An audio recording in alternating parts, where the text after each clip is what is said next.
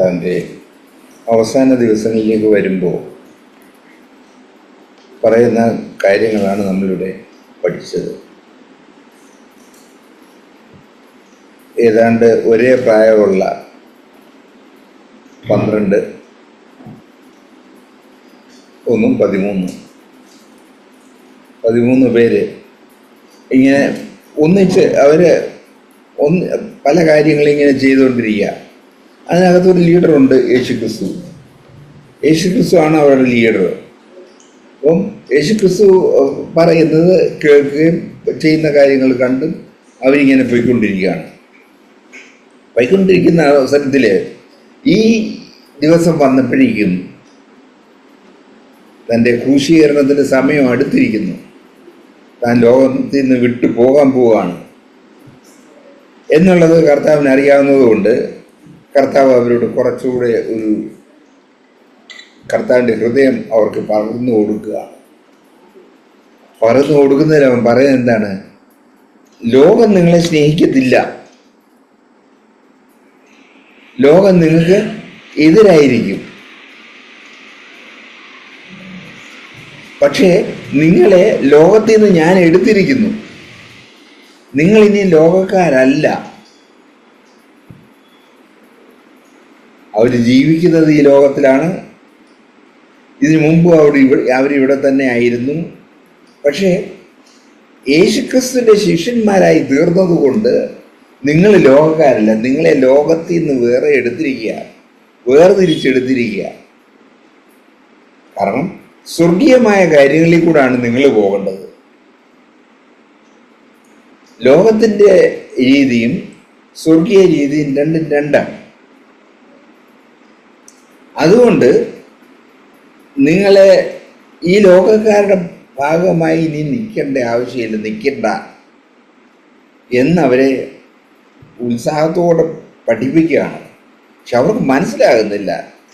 അവർക്ക് മനസ്സിലാകുന്നതിന് കുറച്ചുകൂടെ കഴിഞ്ഞ് അവർക്ക് പരിശുദ്ധാത്മാവിനെ ലഭിച്ച് കഴിഞ്ഞേ കർത്താവ് പറഞ്ഞു, ഞാൻ പോയി കഴിയുമ്പോൾ ഞാൻ അവിടെ ചെന്ന് കഴിഞ്ഞിട്ട് പരിശുദ്ധാത്മാവിനെ നിങ്ങൾക്ക് അയച്ചു തരും, അവൻ നിങ്ങളോട് ഈ കാര്യങ്ങളെല്ലാം പഠിപ്പിക്കും. അങ്ങനെ പരിശുദ്ധാത്മാവ് വന്നു കഴിഞ്ഞേ, പരിശുദ്ധാത്മാവിനെ അവർക്ക് ലഭിച്ച് കഴിഞ്ഞേ അവർക്ക് ഈ കാര്യങ്ങൾ മനസ്സിലാക്കാനായിട്ട് കഴിയുന്നുള്ളൂ. മറ്റേ അവർ കുറേ കാര്യങ്ങൾ കേൾക്കുന്നു, എന്നാൽ അവർക്ക് മനസ്സിലാകുന്നില്ല. എന്തൊക്കെ മനസ്സിലാകുന്നുണ്ട് എന്നല്ലാതെ അതിൻ്റെ എന്താണ് ഈ ലോകവും എൻ്റെ രാജ്യവും തമ്മിൽ വ്യത്യാസമുണ്ട്. നിങ്ങളെ ഈ ലോകത്തിൽ നിന്ന് എടുത്ത് എൻ്റെ രാജ്യത്തിലാക്കിയിരിക്കുക. ഇനി എൻ്റെ രാജ്യത്തിൻ്റെ പ്രജകളാണ് നിങ്ങൾ. അതുകൊണ്ട് ഈ ലോകത്തിൽ നിങ്ങളെ സ്നേഹിക്കാൻ കഴിയത്തില്ല എന്നാണ് കർത്താവ് അവിടെ പറയുന്നത്. അപ്പോൾ നിങ്ങൾ ആ വേർപെട്ട ഒരു ജീവിതം നയിക്കണം. നമ്മളിൽ നിന്നും കർത്താവ് ആഗ്രഹിക്കുന്നതാണ്.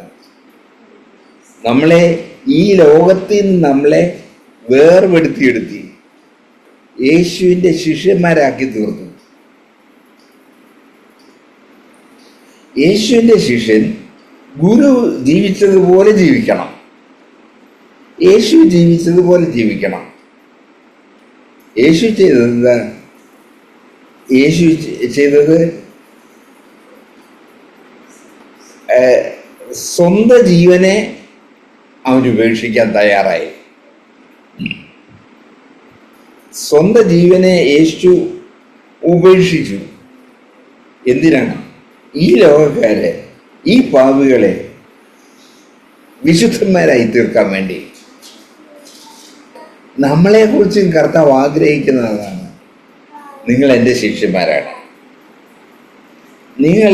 നിങ്ങളെ ഈ ലോകത്തിൽ നിന്ന് വേർതിരിച്ചെടുത്തിരിക്കുകയാണ്. നിങ്ങൾ ഈ ലോകത്തെ ഭാഗമല്ല. അതുകൊണ്ട് ഞാൻ എന്ത് പ്രവർത്തിച്ചുവോ, ഞാൻ എങ്ങനെ പ്രവർത്തിച്ചുവോ അതുപോലെ നിങ്ങളും പ്രവർത്തിക്കണം. അതിനാണ് നിങ്ങൾ ഈ ലോകത്തിലാക്കി വെച്ചിരിക്കുന്നത്. നമുക്ക് ലോകത്തിൻ്റെ കാര്യങ്ങളിൽ നിന്ന് വേർപെട്ടിരിക്കുന്നതിന് വലിയ പ്രയാസമാണ്. പക്ഷേ ഈ ലോകത്തിൽ നിന്ന് നമ്മളെ വേർപെടുത്തിയിരിക്കണം കർത്താവ്. നമ്മൾ കർത്താവിനെ, യേശുവിനെ രക്ഷിതാവായി സ്വീകരിച്ചത് കൊണ്ട് ഈ ലോകത്തിൻ്റെ ഭാഗമല്ല, പിന്നെ സ്വർലോകത്തിൻ്റെ ഭാഗമാണ്. നമ്മൾ സ്വർലോക പൗരന്മാരായി തീർന്നു. അപ്പോൾ ഈ ലോകത്തിലുള്ളവർക്ക് അത് നമ്മളെ അക്സെപ്റ്റ് ചെയ്യാനായിട്ട് കഴിയുകയില്ല. അങ്ങനെ നമ്മളായിരിക്കുമ്പോൾ, ഈ ലോകത്തിൽ നിന്ന് നമ്മളെ വേർപിടിച്ചിരിക്കുമ്പോൾ ലോകക്കാർ ചെയ്യുന്നത് പോലെ കാര്യങ്ങൾ ചെയ്യാനായിട്ട് നമുക്ക് കഴിയുകയില്ല എന്നാണ് അവർ നമ്മളെ പഠിപ്പിക്കുന്നത്.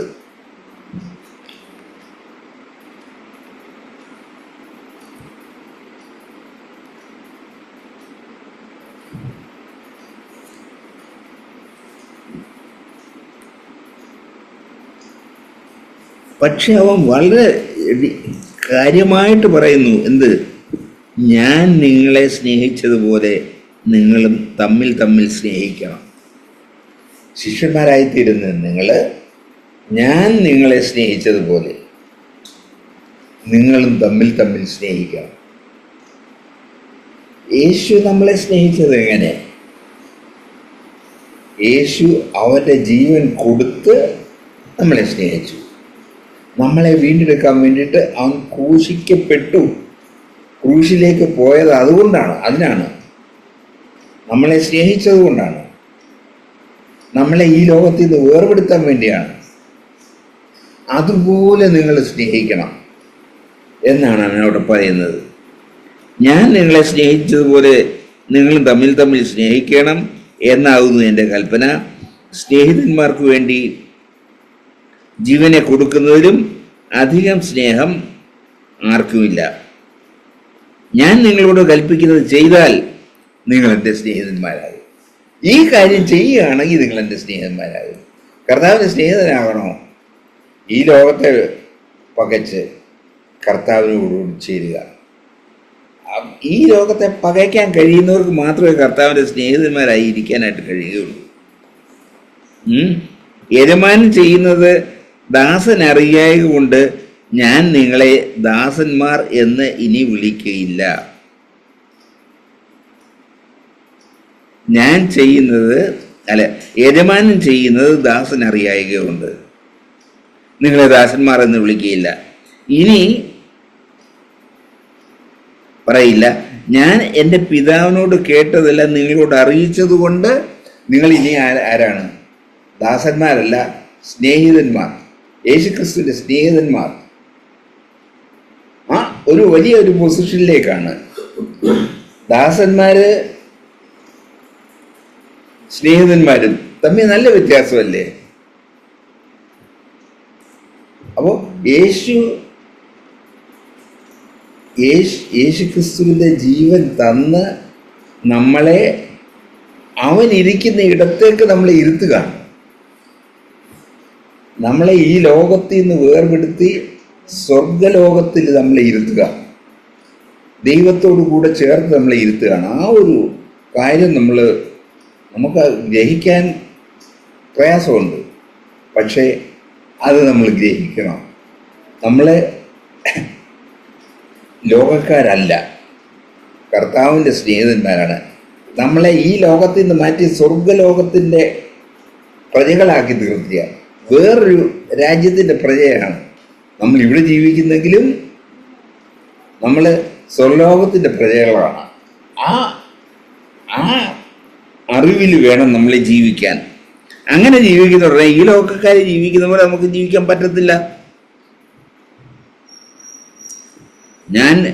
നിങ്ങൾ എന്നെ തിരഞ്ഞെടുത്തു എന്നല്ല, ഞാൻ നിങ്ങളെ തിരഞ്ഞെടുത്തു നിങ്ങൾ പോയി ഫലം കായ്ക്കേണ്ടതിനും നിങ്ങളുടെ ഫലം നിലനിൽക്കേണ്ടതിനും തന്നെ. നിങ്ങൾ എൻ്റെ നാമത്തിൽ പിതാവിനോട് അപേക്ഷിക്കുന്നതൊക്കെയും അവൻ നിങ്ങൾക്ക് തരുവാനായിട്ട് തന്നെ. നമ്മൾ കർത്താവിനോട് നമ്മൾ പ്രാർത്ഥിക്കുന്നുണ്ട്, യേശുക്രിസ്തുവിൻ്റെ നാമത്തിലാണ് നമ്മൾ പ്രാർത്ഥിക്കുന്നത്. ആ നാമത്തിൽ മാത്രമേ നമുക്ക് പ്രാർത്ഥിക്കാനായിട്ട് കഴിയുകയുള്ളൂ. ആ നാമത്തിൽ പ്രാർത്ഥിക്കുന്നത് മാത്രമേ പിതാവും ദൈവം കേൾക്കുകയുള്ളൂ. അപ്പം നിങ്ങൾ എൻ്റെ നാമത്തിൽ പിതാവിനോട് അപേക്ഷിക്കുന്നതൊക്കെയും അവൻ നിങ്ങൾക്ക് തരുവാനായിട്ട് തന്നെ. നിങ്ങൾ തമ്മിൽ തമ്മിൽ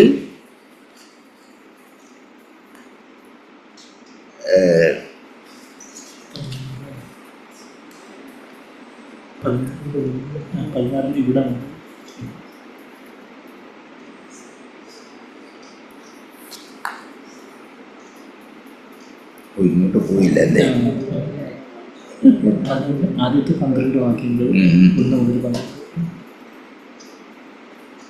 അതാ ഇവിടെ നമ്മൾ വായിച്ചു, അവർ നിങ്ങളെ പള്ളിപ്രേക്ഷന്മാരാക്കും, അത്രയുമല്ല നിങ്ങളെ കൊല്ലുന്നവർ ദൈവത്തിന് വഴിപാട് കഴിക്കുന്നു എന്ന് വിചാരിക്കുന്ന നാഴിക വരുന്നു. അങ്ങനെ നമ്മളെ ആൾക്കാർ പ്രയാസപ്പെടുത്തുമ്പോൾ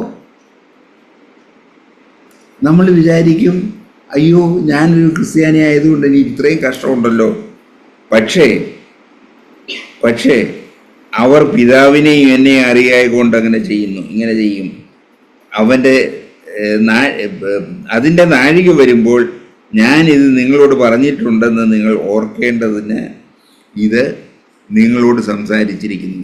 അങ്ങനെ നമ്മളെ ആരെങ്കിലും പ്രയാസപ്പെടുത്തുമ്പോൾ കർത്താവ് ഇത് നേരത്തെ പറഞ്ഞിട്ടുണ്ടെന്നുള്ളത് നമ്മൾ ഓർത്തിട്ട് നമ്മളവിടെ കർത്താവിൻ്റെ മുമ്പിൽ ഈ കാര്യം വെച്ചിട്ട് സമാധാനപ്പെടണം. ആ സമാധാനം നമ്മൾ അനുഭവിക്കാനായിട്ടിടയാകണം. ആദ്യം ഇത് നിങ്ങളോട് പറയാഞ്ഞത് ഞാൻ നിങ്ങളോട് കൂടെ ഇരിക്കുന്നുണ്ടത്രേ, അന്നേരം കൂടെ ഉണ്ട്. പക്ഷേ ഇപ്പോഴോ ഞാൻ പോവുകയാണ്, ഞാൻ മരിക്കാൻ പോവുകയാണ്, ക്രൂശി മരിക്കാൻ പോവാം. ക്രൂശി മരിക്കാമെന്നൊന്നും പറഞ്ഞാൽ അവർക്ക് അത്ര മനസ്സിലാകില്ല. പക്ഷേ ഞാനത് മരിക്കാൻ പോവുകയാണ്. ആ മരിക്കുന്നത് നിങ്ങളെ സ്വർഗരാജ്യത്തിലേക്ക് കൊണ്ടുപോകാൻ വേണ്ടിയാണ്. അപ്പോൾ സ്വർഗരാജ്യത്തിൻ്റെ പ്രജകളാക്കി തീർക്കാൻ വേണ്ടിയാണ് ഈ യേശു ക്രൂശിൽ മരിക്കുന്നത്. അവൻ്റെ അടുക്കൽ പോകുന്നു. നീ എവിടെ പോകുന്നു എന്ന് നിങ്ങൾ ആരും എന്നോട് ചോദിക്കുന്നില്ല. എങ്കിലും ഇത് നിങ്ങളോട് സംസാരിക്കുകൊണ്ട് നിങ്ങളുടെ ഹൃദയത്തിൽ ദുഃഖമുണ്ട്. ഞാൻ പോകുന്നു എന്ന് പറയുന്നത് നിങ്ങൾക്ക് ദുഃഖമുണ്ട്. കാരണം നിങ്ങൾക്ക് എല്ലാമായിരുന്നയാൾ പോവുകയാണെങ്കിൽ ദുഃഖമില്ല, ഒന്ന് നിശ്ചയമായിട്ടും ഉണ്ടാകും. എന്നാൽ ഞാൻ നിങ്ങളോട് സത്യം പറയുന്നു, ഞാൻ പോകുന്നത് നിങ്ങൾക്ക് നല്ലതാണ്, നിങ്ങൾക്ക് പ്രയോജനമാണ്. ഞാൻ പോകണം, പോയാലേ നിങ്ങൾക്ക് പ്രയോജനം ഉണ്ടാകത്തുള്ളൂ. അതുകൊണ്ടാണ് ഞാൻ പോകുന്നത്. ഞാൻ പോകാതിരുന്നാൽ കാര്യസ്ഥൻ എന്ന് പറഞ്ഞാൽ പരിശുദ്ധാത്മാവ് വരികയില്ല. അപ്പോൾ ഞാൻ പോകുന്നത് എന്തിനാണ്? പരിശുദ്ധാത്മാവിനെ അവിടുന്ന് ഇങ്ങോട്ട് നമ്മുടെ കൂടെ ഇരിക്കാൻ വേണ്ടിയിട്ട് അയക്കാൻ വേണ്ടിയാണ്. അപ്പോൾ ഞാൻ പോയി കഴിഞ്ഞാൽ പരിശുദ്ധാത്മാവ് ഇങ്ങോട്ട് വരികയുള്ളൂ. ആ കാര്യസ്ഥൻ നിങ്ങളുടെ അടുക്കൽ വരികയില്ല. ഞാൻ പോയാൽ അവനെ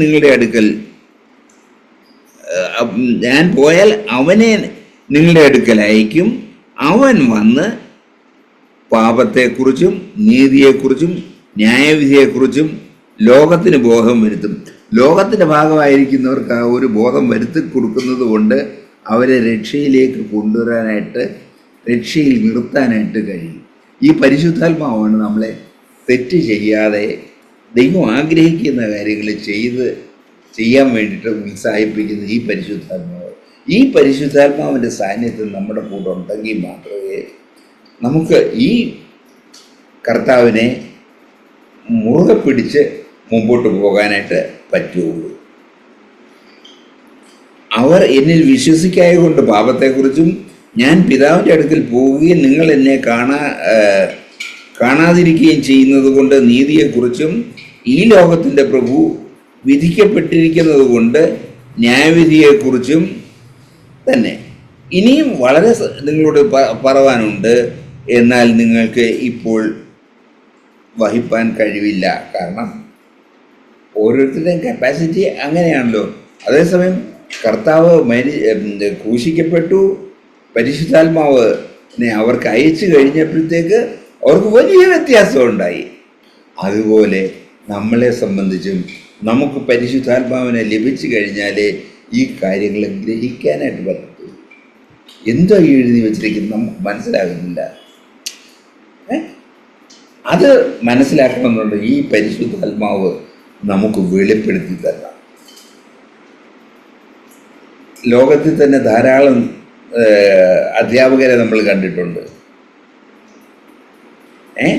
ചില അധ്യാപകർ പഠിപ്പിച്ചാൽ പെട്ടെന്ന് മനസ്സിലാകും, ചിലർ എത്ര പഠിപ്പിച്ചാലും മനസ്സിലാകില്ല. ഈ പരിശുദ്ധാത്മാവ് നമ്മളെ പഠിപ്പിച്ചാൽ നമുക്ക് കാര്യങ്ങളെ ഗ്രഹിക്കാൻ എളുപ്പമാകും. കാരണം നമുക്കറിവില്ലാത്തത് എന്താണ്, നമുക്ക് ആവശ്യമുള്ളത് എന്താണ് എന്ന് ഈ പരിശുദ്ധാത്മാവിന് അറിയാം. അതുകൊണ്ട് ഈ പരിശുദ്ധാത്മാവ് നമ്മളെ പഠിപ്പിക്കാൻ ഇടയാകരുത്. അതുകൊണ്ട് ഈ പരിശുദ്ധാത്മാവ്, കർത്താവെ എനിക്ക് പരിശുദ്ധാത്മാവിന് വേണം, പരിശുദ്ധാത്മാവ് പറയുന്ന കാര്യങ്ങൾ ഞാൻ അനുസരിക്കാം, കർത്താവെ എന്നെ സഹായിക്കണേ എന്നുള്ള പ്രാർത്ഥന നമുക്ക് ഇപ്പോഴും വേണം. കർത്താവെ എനിക്ക് അവർ പറയുന്ന കാര്യങ്ങൾ മനസ്സിലാകുന്നില്ല, അവർ വലിയ കാര്യങ്ങളൊക്കെ പറയുന്നുണ്ട്, എനിക്ക് മനസ്സിലാകുന്നില്ല, കർത്താവെ അവിടുന്ന് എന്നെ പഠിപ്പിക്കണേ എന്ന് പറഞ്ഞ് നമ്മൾ പരിശുദ്ധാത്മാവിനെ നമുക്ക് പ്രാപിക്കേണ്ട ആവശ്യമുണ്ട്.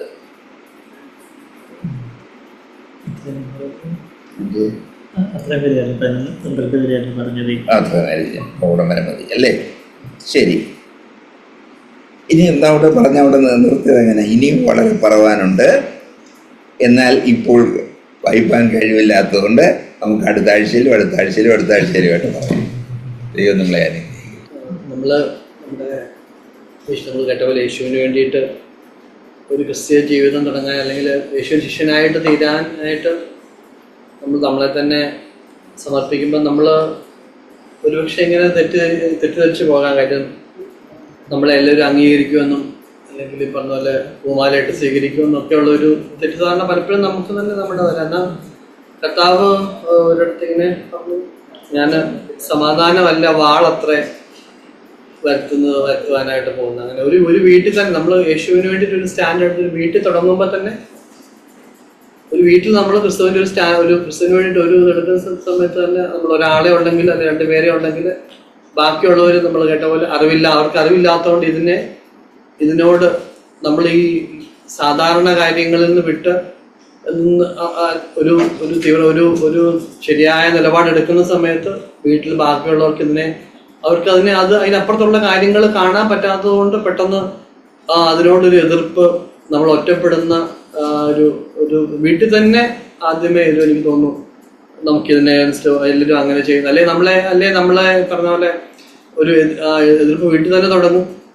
നമ്മളെ ആരും കൺസിഡർ ചെയ്യത്തില്ല, നമ്മളോട് അതുവരെ നമുക്ക് ഉണ്ടായിരുന്ന പേരില്ലാതാകും, നമ്മളോട് ചോദിച്ചില്ലെങ്കിലും കുഴപ്പമില്ല എന്നുള്ളൊരു കാര്യത്തിൽ. അപ്പം ഇവിടെ എല്ലാം പറഞ്ഞ പോലെ അവിടെ അന്ന് പള്ളി പ്രശ്നമാകുന്ന കാര്യമായിരുന്നു. ഇപ്പം വീട്ടിൽ നിന്ന് തന്നെ നമുക്ക് പ്രശ്നമാകുന്നല്ലേ പറഞ്ഞാൽ നമ്മൾ വീട്ടിലെ അത്ര വലിയ അൺഇമ്പോർട്ടൻറ്റ് പേഴ്സൺ ആയിരുന്നു. നേരത്തെ പിന്നെ അഭിപ്രായമൊക്കെ ചോദിക്കുന്ന ആളിൻ്റെ ഇപ്പം പുള്ളി ഒരു മൂലയ്ക്ക് ആളിൻ്റെ സ്ഥലം മാറി എന്ന നിലയിൽ. അപ്പം അവിടെ കർത്താവ് പറഞ്ഞു, അപ്പം അതിനെപ്പറ്റി ഓർത്ത് നിങ്ങൾ അങ്ങനെ ഒരു കാര്യമാണ് നിങ്ങൾ പ്രതീക്ഷിക്കേണ്ടത്. അതിന് മെച്ചമായിട്ടുള്ള കാര്യം എന്തുകൊണ്ടാണ് കർത്താവ് പറഞ്ഞ് അവരെ അറിയുന്നില്ല ആരെയാണ് അവർ മാറ്റി വെച്ചിരിക്കുന്നത്. കർത്താവിനോട് തന്നെ അവരങ്ങനെയാണ് ചെയ്തത്. അതുകൊണ്ട് അതിൽ കൂടുതൽ ഉള്ള കാര്യങ്ങൾ പ്രതീക്ഷിക്കരുതെന്ന് കർത്താവ് പറയുമായിരുന്നു. അതുകൊണ്ട് നമുക്ക് ഇങ്ങനെയുള്ള വാണിങ്ങുകൾ ദൈവം നമ്മളൊരു ആശ്ചര്യം നമുക്ക് ആകുന്നൊരു നമുക്ക് വരുമ്പോൾ നമുക്കിതൊരു വലിയ അതിശയമായി, അല്ലെങ്കിൽ നമ്മൾ കൺഫ്യൂസ്ഡ് ആകാതിരിക്കുക, നമ്മൾ അന്നേരം ഒരു ഇതിലാകാതിരിക്കേണ്ടതിന് ദൈവം നമ്മളോട് ഈ ഒരു കാര്യം നേരത്തെ പറയുക. അതിൻ്റെ വീണ്ടും പറഞ്ഞ പോലെ ഇതെന്തുകൊണ്ടാണെന്ന് ചോദിച്ചു കഴിഞ്ഞാൽ അവർ അറിവില്ലാത്തതുകൊണ്ടാണ്. നമ്മൾ പലപ്പോഴും കേട്ടിട്ടുള്ള പോലെ നമ്മൾ സുഖമില്ലാത്തൊരാളിനെ കാണുന്ന സമയത്ത്, അല്ലെങ്കിൽ പനി പിടിച്ചിരിക്കുന്ന ആളിനെ കാണുമ്പോൾ പുള്ളിയോട് ഇതൊക്കെ എന്നാ പനി വരുന്നതെന്ന് പറഞ്ഞ് പുള്ളിയോട് ദേഷ്യപ്പെടത്തില്ല. കാര്യം പനി അത് അതിനെന്ന് പറയുന്ന പോലെ തന്നെ നമ്മൾ അത് അറിയത്തില്ല, ഇതിലേക്ക് വന്നിട്ടില്ല എന്ന് നമ്മൾ പറയുന്ന പോലെ നമ്മൾ കണ്ടിട്ടുള്ളത് ആ നിലയിലെങ്കിൽ പോലും അത് കാണത്തക്കവണ്ണം ദൈവം ആ വ്യക്തിയുടെ നമുക്ക് ഒരു കർത്താവിനെ പോലെ കർത്താവ് അതുകൊണ്ട് ഈ ആളുകളോടൊക്കെ ഇടപെടുന്ന സമയത്ത് എത്ര കരുണയുള്ളവനായിരുന്നു. പാപത്തിന്റെ ബന്ധനത്തിലാണ് ഈ വ്യക്തി, അതുകൊണ്ടാണ് തന്നോട് ഈ ഒരു കാര്യം ചെയ്യുന്നതിന് അപ്പുറത്തുള്ള കാര്യങ്ങളൊന്നും കാണാൻ കഴിയാത്തവണ്ണം അന്ധനായിട്ടുള്ളൊരു വ്യക്തി എൻ്റെ മുന്നിൽ ഇരിക്കുന്ന, അവനോട് എത്ര പറഞ്ഞാലും ഇനി കാര്യമില്ല, അവൻ അന്ധത വിട്ട് പുറത്തു വന്നെങ്കിലേ അതിൽ നിന്ന് പ്രയോജനമുള്ളൂ, അല്ലെ അതിൽ നിന്ന് അവൻ മനഃപൂർവ്വമായിട്ട് തന്നെ രക്ഷപ്പെട്ടാൻ ആഗ്രഹിച്ചെങ്കിൽ മാത്രമേ ഇതിൽ നിന്ന് പുറത്തു വരാനായിട്ട് കഴിയത്തുള്ളൂ. കർത്താൻ അറിയാമായിരുന്നു എന്ന് പറഞ്ഞ പോലെ നമ്മളും ആ നിലയിലുള്ള മറ്റുള്ളവരോടുള്ള സമീപനത്തിൽ എന്നോട് ഇങ്ങനെ ചെയ്തു, എന്നോട് അങ്ങനെ ചെയ്തു എന്നൊക്കെ പറയുന്നതിന് കർത്താവ് ഇതിനപ്പോൾ ഈ വ്യക്തി ഞാൻ കണ്ടിട്ടുള്ളത് അല്ലെങ്കിൽ ഈ യേശുവിൻ്റെ സ്നേഹത്തെ പറ്റി നമ്മളെ തന്നെ നമ്മൾ ആലോചിച്ച് നോക്കുമ്പോൾ നമ്മൾ ഇതിനോട് ഈ കാര്യങ്ങളോടൊക്കെയുള്ള നമ്മുടെ പ്രതികരണം ഇതിലും വളരെ മോശമായിരുന്നു. നമുക്ക് നമ്മളോട് നമ്മുടെ എന്തെല്ലാം ഈ കാര്യങ്ങൾ ചെയ്താണ് ക്രിസ്തീയ ജീവിതത്തിൽ. ഞാൻ എൻ്റെ ഒരു ക്രിസ്തീയ കുടുംബത്തിൽ ജനിച്ച് വളർന്നിട്ട് തന്നെ ഞാൻ അതിനെല്ലാം വളരെ ഈ പറഞ്ഞ പോലെ ഒരു കർത്താവിനെ തന്നെ ഒരു സൈഡിൽ വെച്ചുകൊണ്ടുള്ള ഒരു ജീവിതമായിരുന്നു ചെയ്തിട്ടുണ്ട്. അത് അത്ര വലിയ നമ്മൾ തുടരെ എല്ലാ ആഴ്ചയും കേൾക്കുന്ന കാര്യങ്ങളെ എല്ലാ ദിവസവും വായിക്കുന്ന ബൈബിൾ അതൊരു അൺഇമ്പോർട്ടൻ്റ് ആയിട്ടുള്ള കാര്യം. യേശു അത്ര വലിയ ഇമ്പോർട്ടൻ്റ് ആയിട്ടുള്ളൊരു കാര്യമായിട്ട് ഒരു മുൻഗണനയ്ക്ക് എത്രയധികം മുൻഗണന വേണ്ടിയ ഒരു കാര്യമാണെന്ന് അന്ന് ഒട്ടും തന്നെ ഇപ്പം മനസ്സിലാക്കുന്നതിൻ്റെ ഒരു നിലയിലേക്ക് പോലും അന്ന് അറിഞ്ഞിരുന്നില്ല. അപ്പം അങ്ങനെ നമ്മൾ വാസ്തവത്തിലുള്ള നമ്മുടെ അവസ്ഥയെ തന്നെ നമ്മൾ തിരിഞ്ഞു നോക്കുമ്പോൾ കർത്താവേ, ഞാൻ എങ്ങനെ ഒരു ആളായിരുന്നു, ഈ വ്യക്തി എൻ്റെ മുന്നിൽ ഇരിക്കുന്ന ആളും എന്നോട് എതിർക്കുമ്പം, എന്നെ അടിക്കാൻ വരുമ്പോൾ അല്ലെങ്കിൽ എന്നോട് മോശമായിട്ട് വരുമ്പോൾ എന്നെ കൺസിഡർ ചെയ്യാതിരിക്കുമ്പോൾ അല്ലെങ്കിൽ എന്നെ ഒറ്റപ്പെടുത്തുമ്പോൾ ഐ വാസ് ജസ്റ്റ് ഞാനും അങ്ങനെ തന്നെയുള്ള ഒരാളായിരുന്നു എന്ന് നമ്മളോട് തന്നെ ഓർക്കുമ്പോൾ നമ്മൾ മറ്റുള്ളവരോട് കരുണയുള്ളവനായിട്ടിരിക്കാനായിട്ട് കഴിയുമ്പോൾ നമ്മൾ വായിച്ചു നമ്മൾ കേട്ട പോലെ നമ്മൾ സത്യത്തിൻ്റെ ആത്മാവ് വരുന്ന സമയത്ത് നമ്മുടെ ജീവിതത്തിൽ നടത്തേണ്ട അല്ലെങ്കിൽ പിന്നെ ഒരു ഈ 3 കാര്യങ്ങൾ സംഭവിക്കുമെന്ന് പറഞ്ഞു. പാപത്തെക്കുറിച്ച് ബോധ്യം വരുത്തിത്തരും, അല്ലെങ്കിൽ ശിഷ്യന്മാരോടുള്ള ബന്ധത്തിൽ അവർക്ക് നീതിയെ പറ്റിയുള്ള ഓരോ കാര്യം ചെയ്യുന്നത് പാപം ചെയ്തിട്ടല്ല, പാപം ചെയ്യുന്നതിന് മുമ്പേ തന്നെ ഇതുവഴിയാണ് നടക്കേണ്ടത് എന്നുള്ളൊരു കാര്യത്തെ പറ്റി ബോധ്യം വരുത്തും. എന്നാൽ ലോകത്തെ സംബന്ധിച്ച് നമ്മൾ ലോകക്കാരായിട്ടാണ് ജീവിക്കുന്നെങ്കിൽ അവിടെ പിന്നെ നീതിയെപ്പറ്റി അല്ല, പാപത്തെപ്പറ്റി, നീ ചെയ്തു പോയ പാപത്തെപ്പറ്റിയാണ് ഒരു ബോധ്യത്തിൻ്റെ ആവശ്യം വരുന്നത്. അപ്പം ഞാനിങ്ങനെ വിചാരിക്കുമായിരുന്നു, ഈ കാര്യങ്ങളിലൂടെയൊക്കെ ദൈവത്തിൻ്റെ ആ പരിശുദ്ധാത്മാവിനെ അയച്ച് നമുക്ക് ദൈവത്തിൻ്റെ നീതിയെപ്പറ്റി ഉള്ളൊരു ബോധ്യം തരുന്നത്. അപ്പം നമുക്ക് ഓരോ ദിവസവും ഈ പറഞ്ഞ പോലെ ഒരു ചൈൽഡ് ലൈക്ക് ഒരു ശിശുവിനെ പോലെ കർത്താവിനെ വിശ്വസിക്കാനും ആശ്രയിക്കാനും അനേക സാഹചര്യങ്ങളുടെ മുന്നേ വന്ന് പെടുമ്പം കർത്താവ് എനിക്ക് ഇന്ന് ഞാൻ രാവിലെ അങ്ങ് എനിക്ക് എൻ്റെ ജീവനോടെ ശേഷിപ്പിച്ചിരിക്കുന്നു, ഇന്ന് ഞാൻ ഇടപെടേണ്ട ഒത്തിരി കാര്യങ്ങളുടെ മുന്നേ വരുന്ന സമയത്ത്, ആളുകളോട് ഇടപെടുന്ന സമയത്ത് ഒരു അപ്രതീക്ഷിതമായ സാഹചര്യത്തിൽ ആളുകൾ എന്നോട് മോശമായിട്ട് ഇടപെടാൻ സാധ്യതയുള്ള സാഹചര്യങ്ങളൊക്കെ കർത്താവ് എനിക്ക് മക്കൾ എന്നോട് അല്പം ഇറിറ്റേറ്റിംഗ് ആയിട്ട് സംസാരിക്കുമ്പം വീണ്ടും പല കാര്യങ്ങളും ചോദിക്കുമ്പം ഒത്തിരി ഇറിറ്റേറ്റിംഗ് ആയിട്ടുള്ള പല കാര്യങ്ങൾ വരുമ്പം നമ്മുടെ ഉള്ളിൽ കർത്താവെ അവിടെയെല്ലാം എനിക്ക് അവിടുത്തെ ഒരു ശിശുവിനെ പോലെ അങ്ങേ ആശ്രയിക്കുന്നതിന് ആ ഒരു ദൈവത്തിൻ്റെ സ്നേഹത്താൽ എന്നെ നിറയ്ക്കണമേ, അവിടുത്തെ വിശുദ്ധാത്മാവിനെ നിറയ്ക്കണമേ, അവിടുത്തെ അങ്ങേ മഹത്വപ്പെടുത്തുന്ന കാര്യങ്ങൾ മാത്രം പറയാനായിട്ട് എന്നെ സഹായിക്കണമേ, വേണ്ടാത്ത കാര്യങ്ങൾ ഇടപെടാതിരിക്കാനായിട്ട്, വേണ്ടാത്ത കാര്യങ്ങളോട് റെസ്പോണ്ട് ചെയ്യാതിരിക്കാനായിട്ട്. പലപ്പോഴും ഞാൻ വിചാരിക്കാറുണ്ട്, പലപ്പോഴും നമ്മൾ എങ്ങനെ പല കാര്യങ്ങളെ ദൈവം പല സമയങ്ങളിൽ ഒരു കാര്യം കണ്ടത്, നമ്മൾ പല കാര്യങ്ങളോടുള്ള നമ്മുടെ പ്രതികരണമാണ് പലപ്പോഴും നമ്മളെ ചിലതോട് നമ്മൾ ആവശ്യമില്ലാത്ത കാര്യമാണെങ്കിൽ പോലും വളരെ വലിയ വൈകാരികമായിട്ട് അവരോട് പ്രതികരിക്കാറുണ്ട്. പക്ഷെ ആ നിലയിലൊന്നും അതിനെ കാണേണ്ട കാര്യം പോലും ഇല്ലാത്ത കാര്യങ്ങളിലാണ് നമ്മുടെ തലകൾ പലപ്പോഴും കൊണ്ടുവെക്കുന്നതെന്ന് നമുക്ക് ഈ വിഷയങ്ങളിലൊക്കെ നമുക്ക് രാവിലെ സമയത്ത് എഴുന്നേക്കും കർത്താവ് എനിക്ക് അവിടുത്തെ സഹായം അങ്ങ് തരാമെന്ന് അങ്ങ് വാഗ്ദത്തം ചെയ്തിട്ടുണ്ട്, അങ്ങ് അതിനായിട്ട് റെഡിയാണ്, ഞാൻ ആ ഒരു സഹായം സ്വീകരിക്കത്തക്കവണ്ണം ഒരു ശിശുവിനെ പോലെ അങ്ങിൽ ആശ്രയിച്ചുകൊണ്ട് ജീവിക്കാനായിട്ട് എന്നെ സഹായിക്കണമെന്ന് ദൈവം പ്രാർത്ഥിക്കുമ്പോൾ ദൈവം ശരിക്കും നമ്മളെ നടത്താനായിട്ട് വിശ്വസ്തനാണ്. ഞാൻ അതിൻ്റെ ദൈവത്തിലുള്ള പ്രത്യാശയായിട്ട് പറയുന്നത്.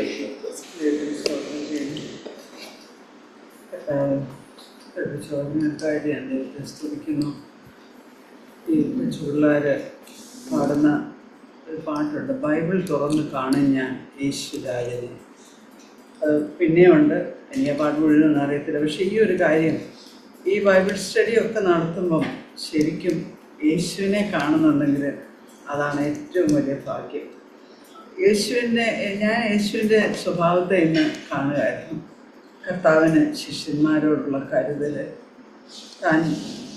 അവരെ വിട്ടുപോകുമ്പം അവർക്ക് ദുഃഖമുണ്ടെന്നറിയാം, ആ ദുഃഖം മാറാനായിട്ട് അവരെ ആശ്വസിപ്പിക്കാൻ പറയുന്ന വാക്കുകൾ. അതുതന്നെയല്ല, ഇനിയും അങ്ങോട്ട് മുന്നോട്ട് പോകുമ്പം നിങ്ങളെ പള്ളി ഭ്രഷ്ടരാക്കും, നിങ്ങളെ മറ്റുള്ളവർ ഉപദ്രവിക്കും, പകയ്ക്കും. ഇതൊക്കെ 14-ലും 15-ാം അധ്യായത്തിലും നമ്മൾ കഴിഞ്ഞ ആഴ്ചയെങ്കിൽ. പക്ഷെ അവർക്ക് വേണ്ട കാര്യങ്ങളെല്ലാം പറയുമ്പോൾ തന്നെ കർത്താവ് അവരെ എതിർക്കുന്നവരെ കുറിച്ച് പറയുന്ന ഒരു കാര്യമാണ് ഇന്ന് എൻ്റെ ഹൃദയത്തോട് കൂടുതൽ ആകർഷിച്ചത്. അപ്പം ഞാൻ എങ്ങനെയായിരിക്കണം എന്നെ അല്ലെങ്കിൽ കർത്താവിൻ്റെ മക്കളെ എതിർക്കുന്നവരോട് എടുക്കുന്ന ഒരു മനോഭാവം എന്തായിരിക്കും? സാധാരണ നമ്മളൊക്കെ പ്രാർത്ഥിക്കാറുള്ളത് കർത്താവെ അവരെ മര്യാദ പഠിപ്പിക്കണേ, അല്ലെങ്കിൽ അവർ നീ ഇങ്ങനൊന്നും ചെയ്യാതെ വേണം അവരെ ശരിയാക്കിക്കോണേ എന്നൊക്കെയാണ് പ്രാർത്ഥിക്കാൻ വരുന്നത്. പക്ഷേ കർത്താവിവിടെ പറയുന്നത് എന്നെയും പിതാവിനെയും അറിയായതുകൊണ്ടത്രേ അവർ നിങ്ങളോട് അങ്ങനെ ചെയ്യുന്നത്. അപ്പോൾ കർത്താവെ അവരുടെ അറിവില്ലായ്മ കൊണ്ടാണ് ഇത് ചെയ്യുന്നത്, അവരോട് ക്ഷമിക്കണേ, അവരെയും മാനസാന്തരത്തിലേക്ക് നടത്തണേ എന്നുള്ളൊരു പ്രാർത്ഥന എൻ്റെ ഹൃദയത്തിൽ നിന്ന് ഉയരുന്നില്ലെങ്കിൽ ഞാൻ യേശു കർത്താവിനെ കണ്ടിട്ടുമില്ല, അറിഞ്ഞിട്ടുമില്ല. കുറേ വാക്യങ്ങളൊക്കെ അറിയാം. ഈ കർത്താവിനെ കൂടുതൽ കൂടുതൽ കാണാനാകണം കർത്താവെ ഈ പഠനങ്ങളെല്ലാം, ഈ വചന പഠനങ്ങളെല്ലാം അതിനായിട്ട് തീരണം എനിക്ക് എന്ന് ഞാൻ ആഗ്രഹിക്കുന്നു. എന്നിട്ട് അത് കണ്ടിട്ട് ചുമ്മാ കണ്ട് ആസ്വദിച്ചുകൊണ്ട് നടക്കാനല്ല, അതിനേക്കാൾ ഉപരിയായിട്ട് അത് ഞാൻ എങ്ങനെ എൻ്റെ ജീവിതത്തിൽ അതെങ്ങനെ ആയിത്തീരണമെന്നുള്ള കാര്യം കൂടിയാണ് ഇന്ന് കർത്താവ് എന്നോട് ഇടപെട്ട ഒരു കാര്യം. അവിടെ പറയുന്നു, നോക്കിയേ, നിങ്ങളെ കൊല്ലുന്നവനെല്ലാം ദൈവത്തിന് വഴിപാട് കഴിക്കുന്നു എന്ന് വിചാരിക്കുന്ന നാഴിക വരുന്നു. അവർ പിതാവിനെയും എന്നെയും അറിയായതുകൊണ്ട് ഇങ്ങനെ ചെയ്യും. അവനറിയാത്തതുകൊണ്ടല്ലേ? അല്ലെങ്കിൽ അവന് എന്തെങ്കിലും പറഞ്ഞാൽ പനിയുടെ കാര്യമില്ല, ഇപ്പോൾ ഒരു മാനസികമായിട്ട് എന്തെങ്കിലും വിഭ്രാന്തിയുള്ള ഒരാൾ ചെയ്യുമ്പം അതങ്ങനെയാണെന്ന് അറിഞ്ഞു കഴിഞ്ഞാൽ പിന്നെ അവരോടൊരു കമ്പാഷൻ, കർത്താവ് ഒരു മത്സരവോടെ അവരോട് ഇടപെടണമെങ്കിൽ ഈ യേശുവിൻ്റെ സ്നേഹം എൻ്റെ ഉള്ളിൽ ഉണ്ടെങ്കിലേ ഒക്കത്തുള്ളൂ. ഈ യേശുവിൻ്റെ സ്നേഹത്തെക്കുറിച്ച് ഇന്ന് രാവിലെ ഞാൻ വായിച്ച ഒരു ഭാഗമാണ് ഈ കർത്താവിൻ്റെ സ്നേഹത്തെ 1 കൊരിന്ത്യർ 13 അവിടെ പറയുന്ന ദൈവത്തിൻ്റെ സ്നേഹത്തെക്കുറിച്ചാണ് പറയുന്നത്. ഈ സ്നേഹം ആണ് എന്നിലും ഉണ്ടാകേണ്ടത്. ഞാൻ ദൈവത്തിൻ്റെ മകളായി കഴിയുമ്പോൾ പരിശുദ്ധാത്മാവ് എൻ്റെ ഉള്ളിൽ പകരുന്ന സ്നേഹം ഈ സ്നേഹമാണ്. അവിടെ 13:4 പറയുന്നുണ്ട്, സ്നേഹം ദീർഘമായി ക്ഷമിക്കുകയും ദയ കാണിക്കുകയും ചെയ്യുന്നു. ക്ഷമിച്ചിരിക്കുന്നു, അവനോട് ഞാൻ ക്ഷമിച്ചിരിക്കുന്നു എന്ന് പറയുന്നതല്ല, ദയ കാണിക്കുന്ന സ്നേഹം. ക്ഷമിക്കുമ്പം തന്നെ അതിൻ്റെ പിന്നിൽ അവനോടൊരു മനസ്സിലും അവൻ്റെ അറിവില്ലായ്മ ഉണ്ട്. അതുതന്നെ ബാക്കിയെല്ലാം താഴോട്ട് പറയുന്നതല്ല, സ്നേഹം സ്പർദ്ധിക്കുന്നില്ല, ആ ദയ കാണിക്കുകയും ചെയ്യുന്നു, ദീർഘമായി ക്ഷമിക്കുകയും ഇന്ന് ആ ദയ കാണിക്കുകയും ചെയ്യുന്നു എന്നുള്ള കാര്യം അത് രാവിലെ വായിച്ചപ്പോൾ എൻ്റെ ഹൃദയത്തിൽ അതൊന്നുകൂടെ ഒന്ന് പറഞ്ഞു.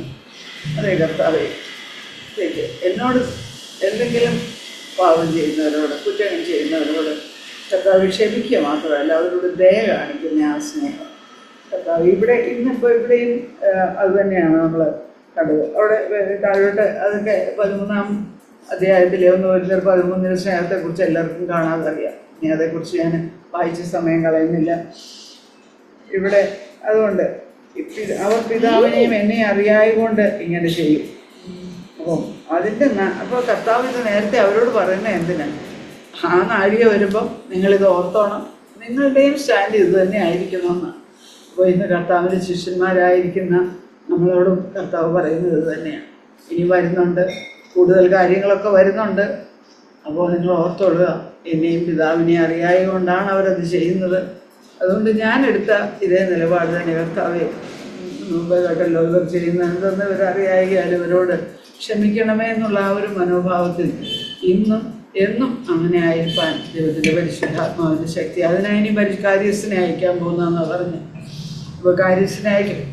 അതിന് പല കാര്യങ്ങളുണ്ട്, പക്ഷെ അതിലൊന്ന് ഇത് തന്നെയാണ്, യേശുവിൻ്റെ ആ നിലപാട്. യേശുവിൻ്റെ ജീവനിൽ നിലനിൽക്കണമെങ്കിൽ എനിക്ക് പരിശുദ്ധാത്മാവിൻ്റെ ശക്തി ഇല്ലാതെ എനിക്കൊന്നും ചെയ്യാനായിട്ട് സാധിക്കത്തില്ല.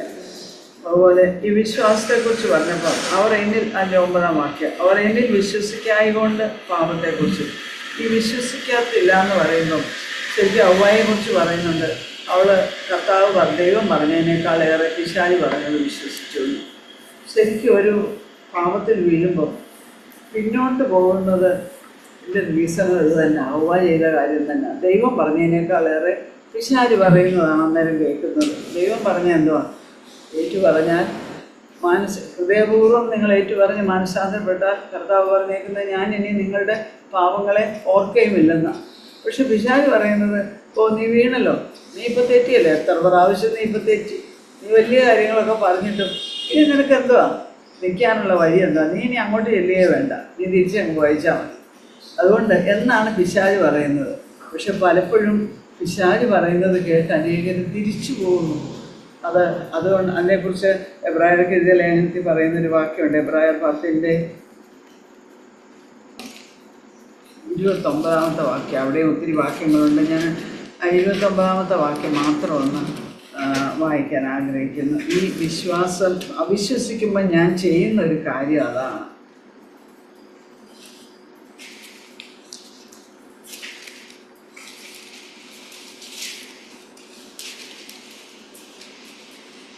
എബ്രായർ 10:29 ദൈവപുത്രനെ ചവിട്ടിക്കളയുകയും തന്നെ വിശുദ്ധീകരിച്ച നിയമരക്തത്തെ മലിനമെന്ന് നിരൂപിക്കുകയും കൃപയുടെ ആത്മാവിനെ നിന്ദിക്കുകയും ചെയ്തവൻ എത്ര കഠിനമായ ശിക്ഷയ്ക്ക് പാത്രമാകുമെന്ന് വിചാരിക്കും.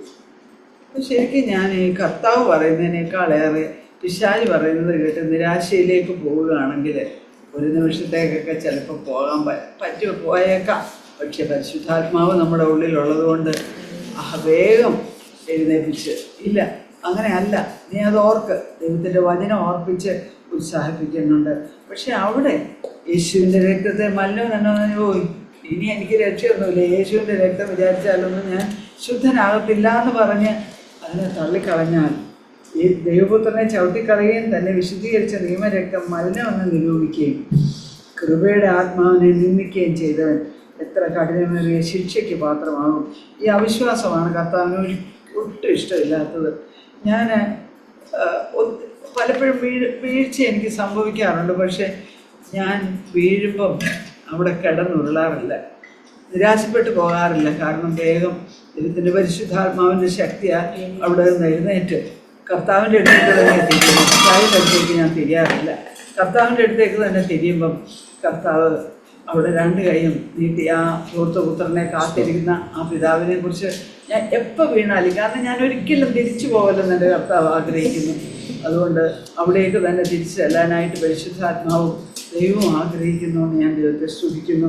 അത് കഴിഞ്ഞ് അവിടെ പറയുന്ന പ്രതികാരം, അവിടെ പറഞ്ഞ പ്രതികാരം എനിക്കുള്ളത് ഞാൻ പകരം വീട്ടും എന്നും കർത്താവ് തൻ്റെ ജനത്തെ ന്യായം വിധിക്കുമെന്ന് അരുളി ചെയ്തവനെ നാം അറിയുന്നുവല്ലോ. ജീവനുള്ള ദൈവത്തിൻ്റെ കയ്യിൽ വീഴുന്നത് ഭയങ്കരം. അപ്പോൾ ജീവനുള്ള ദൈവത്തിൻ്റെ കയ്യിൽ വീഴാതിരിക്കാനുള്ള ഏകമാർഗം പുത്രനെ കെട്ടിപ്പിടിച്ചൊന്ന് നടക്കുക എന്നുള്ളതാണ്. എന്ത് വന്നാലും പുത്രൻ്റെ അടുത്ത് വന്ന് തിരിഞ്ഞു പോകാതെ അകന്നു പോകാതെ പുത്രൻ്റെ അടുത്തേക്ക് തന്നെ ചെയ്യുക. അവൻ ഒരിക്കലും തള്ളിക്കളയത്തില്ല. നിന്നെ കുഴപ്പത്തില്ല, ഇത്രയും നാളായിട്ട് നീ ഇങ്ങനെയാണോ എന്നൊന്ന് ചോദിച്ചാൽ ഒരിക്കലും ഉപേക്ഷിച്ച് കളയത്തില്ല. ഞാൻ ദൈവത്തിന് സ്തുതിക്കുന്നു, യേശുവിനെ ഞാൻ സ്തുതിക്കുന്നു. കർത്താവിൻ്റെ സ്നേഹം അതാ സൂചിപ്പിക്കുന്ന സങ്കീർത്തനത്തിൽ പറയുന്നത്, അവൻ എൻ്റെ പ്രകൃതി അറിയും. അവൻ നമ്മുടെ പ്രകൃതി അറിയുന്നതല്ലോ, നാം വെറും പൊടിയെന്ന് അവൻ ഓർക്കുന്നു. ഹല്ലേലൂയ. അവൻ്റെ ദയ ആകാശഭൂമിക്ക് മീതെ ഉയർന്നിരിക്കുന്നത് പോലെ തൻ്റെ ഭക്തന്മാരുടെ മേൽ വലിയതാണ്. കർത്താവിൻ്റെ രക്ഷകനും നാഥനുമായി സ്വീകരിച്ച് പരിശുദ്ധാത്മാവിനാൽ നടത്തപ്പെടുന്ന ഒരു ദൈവവേദന ഒരു വീഴ്ച ഉണ്ടായാൽ അവിടെ കൊണ്ട് തീരുന്നില്ല, അവിടെ കൊണ്ട് അവസാനിക്കുന്നില്ല. അതാ നാഗൽ സാഹിബ് പാടിയത്, വല്ലൊരു മുറിവേൽക്കയും നശിക്കയില്ല, തൻ ശത്രുവിൻ്റെ കൈകളിൽ അവൻ എന്നെ ഏൽപ്പിക്കുകയില്ല. അതുകൊണ്ട് ഈ കർത്താവിൻ്റെ സ്നേഹത്തിനും കരുതലിനുമായിട്ട് ഞാൻ ദൈവത്തെ സ്തുതിക്കുന്നു. ഈ കർത്താവിനെ കണ്ടുകൊണ്ട് ഓരോ നിമിഷവും ജീവിപ്പാനായിട്ട് ഞാൻ ആഗ്രഹിക്കുന്നു. കർത്താവെ, എനിക്ക് എൻ്റെ യോഗ്യത കൊണ്ടല്ല, കർത്താവിൻ്റെ വിശ്വസ്തത കൊണ്ട് ഞാൻ കർത്താവ് രക്ഷിപ്പാൻ വന്ന പാപികളിൽ ഏറ്റവും ഒന്നാമത്തത് തന്നെയാണ്. അതിന് ആ സ്റ്റാൻഡേർഡ് തന്നെ. പക്ഷെ കർത്താവിനെ വിലയേറിയതായി എണ്ണുന്നു. കർത്താവ് വിശ്വസ്തൻ, അവൻ്റെ ദയ വലിയത്, വിശ്വസ്തതയും വലുത്. ഞാൻ ദൈവത്തിന് സ്തോത്രം ചെയ്യുന്നു. ആമേൻ.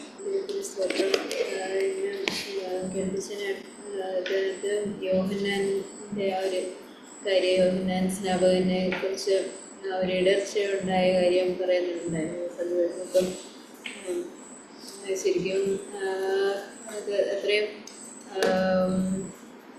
നമ്മളുടെ ലൈഫിൽ പല പല ട്രയൽസ് വരുമ്പം ആദ്യം സെയിം ആ ഒരു ഫ്ലഷിൽ നമ്മളെല്ലാവരും ഉള്ളതല്ല. നമുക്ക് നമ്മൾ യോഹന്നാനെ കല്ലെറിയാനും ഒന്നും പറ്റത്തില്ല. കാരണം നമ്മൾ അതിനെക്കാട്ടി ചെറിയ കൊതുകുകടി വരുമ്പോൾ തന്നെ സ്റ്റംബിൾ ചെയ്യുന്ന ആൾക്കാരപ്പം ഈ ഒരു മെസ്സേജിൽ നിന്ന് കേൾപ്പിച്ചപ്പോൾ തന്നെ മുമ്പ് സന്ധ്യവീടും പറഞ്ഞപ്പം പല മെസ്സേജുകളും നമുക്ക് ഭാവിയിൽ പല വാർണിങ്സ് അത് മുന്നമേ ദൈവം പല പല മീറ്റിങ്സിലൂടെ ദൈവം കേൾപ്പിക്കുന്നത് ഭാവിയിൽ അങ്ങനെ സംഭവിക്കാൻ സാധ്യതയുണ്ട്.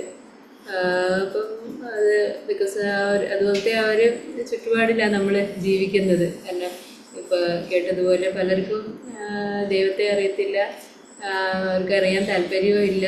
അവർക്ക് അവരുടേതായിട്ടുള്ള ആ ഒരു ലോകത്തിലെ കൂട്ടുകാരും അങ്ങനെ അങ്ങ് പോകാനാണ് താല്പര്യം. ഇതൊക്കെയാണ് സത്യം ഒരു കാര്യങ്ങൾ. പക്ഷെ ശരിക്കും